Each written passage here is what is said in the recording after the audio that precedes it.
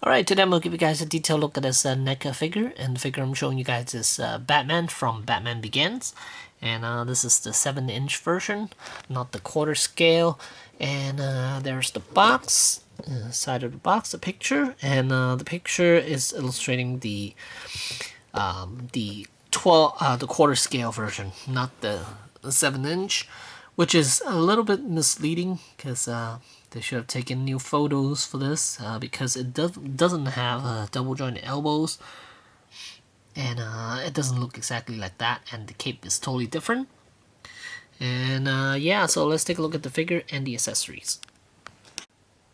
Alright, so here's Batman outside the packaging. Let's take a look at the accessories first. It comes with this little attachment for the belt to put his grapnel gun. It comes with a hand holding batarang and a pair of fists, and also a grapnel gun and a hand holding the grapnel gun. And then two little batarangs just right there. And here's what the figure looks like. Now, I already made a little tiny modification to this figure, and the modification I did are those eyes. When you first get them, I looked through, how many did I look through? I think about 10 of them, and they all look demented, and they're really demented looking, and so I basically had to repaint a little portion of it. Basically, you're seeing too much of the white in his eyes, so I had to paint the top portion of it, the top eyelid section, turn that black, so the pupil is actually touching the top now instead of having it surrounded by white. I'll put a little picture next to it so you guys could see the difference between the before and after.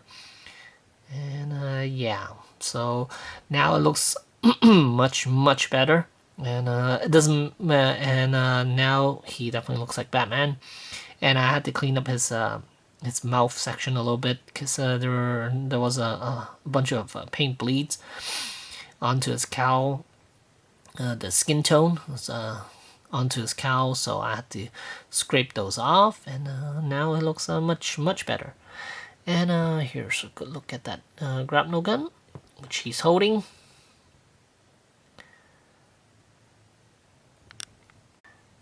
So let's get a good look at the rest of the figure. And articulation wise, quite nice.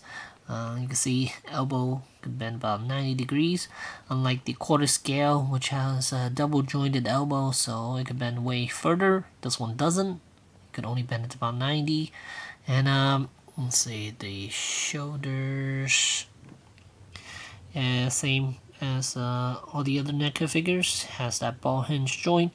There's no biceps swivel, even though it looks like there's a cut joint there, it doesn't. There isn't a joint exactly right there. The arm and chest, there is a ball joint there. And then there's a swivel around the waist. There's a ball hinge hips, ball hinge knees, and then ball jointed ankles. So as far as articulation, he's quite good. And as for the head, it is on a ball joint, but it is quite limited. The way, I guess the way they cut the no, not the cowl though. The way the neck joint, it's all the way up inside the cowl, so it kind of limits the articulation quite a bit. And as for the cape, I wish they used the same material they did with the quarter scale, which is more of a velvet like material. This one is not, and I do eventually plan on giving this guy a custom cape, but this cape is tacked down on two spots, one in the front right here, and same with the other side as well. So I don't know whether I'm able to remove those two pieces so I can switch out the cape, but we'll see, because this cotton fabric like material is not the best looking for this Batman. It might work well with the 89 Batman. And I like the way it drapes, because they did a little stitching around the shoulder section. So it actually drapes down quite nicely over the shoulder instead of flaring out. And here's a size comparison with the other two NECA Batman figures. We have the 89 Batman from Michael Keaton Batman movie, and then we have the Adam West on the right side. And you might be wondering, hey, what's wrong with his arms? Looks like part of him's missing, and it is because I tried to try to move this figure, and the arms just snap right off.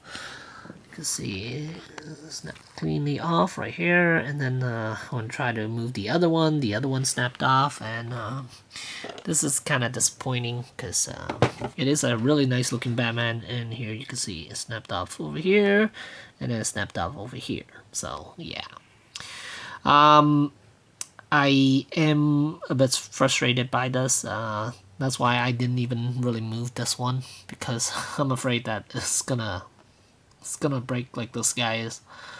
This guy did, and I must say, NECA really needs to work on the type of plastic they use. If it's gonna be this brittle, maybe they need to think of another way of creating these joints.